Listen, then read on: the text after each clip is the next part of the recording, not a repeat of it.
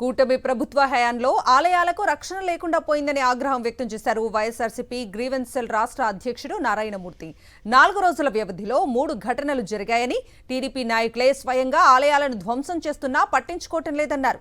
ఇంత జరుగుతుంటే సనాతన ధర్మ రక్షకుడని చెప్పుకునే డిప్యూటీ సీఎం పవన్ కళ్యాణ్ ఏం చేస్తున్నారని ప్రశ్నించారు నారాయణమూర్తి. చంద్రబాబు నాయుడు గారు 2024 అధికారంలోకి వచ్చిన తర్వాత మళ్ళీ వరుస గుళ్ళ కూల్చివేత మొదలైంది. ఈ 4 రోజుల్లోనే 3 చోట్ల ఈ తీవ్రమైన సంఘటనలు జరిగాయి. పులవర్తి నాని అనుచరుడైన తిరుచానూరు మండల ప్రెసిడెంట్ అయిన కిషోర్ అనేటటువంటి వ్యక్తి నాగలమ్మ గుడిని కూల్చేసి గ్రామాన్ని ఖాళీ చేయాలనేటటువంటి హుకును జారీ చేసి ఎవరు అండదండతో చేస్తున్నారు? చంద్రబాబు నాయుడు గారితోనూ లోకేష్ గారితో. మీరు మీ అనుచరుల్ని పంపించి గుళ్ళు కూల్చే కార్యక్రమం చేస్తున్నారా? నేను అడుగుతా ఉన్నా. ఈ సనాతన ధర్మ రక్షకుడు అని చెప్పుకున్న పవన్ కళ్యాణ్ ఏమైపోయాడు? మీ అడ్రస్ కనపట్లేదే? ఆంధ్ర రాష్ట్రంలోనే కనపట్లేదే?